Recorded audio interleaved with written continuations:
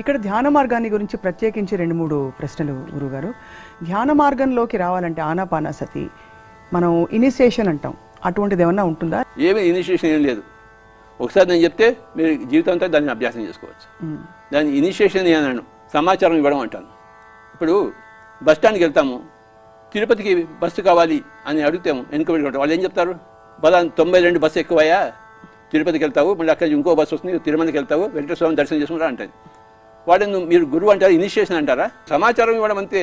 I'm only సమాచారం ఇస్తాను. నేను సమాచారం ఇచ్చే మనిషినే, నో ఇనిషియేటర్. ధ్యానం ఎలా చేసుకోవాలో సమాచారం ఇస్తాను, ఆనక మీ ఇష్టం. Information giver. నేను స్పిరిచువాలిటీని అంతా అధ్యయనం చేశాను, నా జీవితం అంతా పణంగా పెట్టాను, నాకు అదే కావాలి కనుక నాకు అందులో ఇన్ఫర్మేషన్ అంతా ఉంది. నా దగ్గర ఇన్ఫర్మేషన్ మీరు అడిగితే మీకు ఇస్తాను.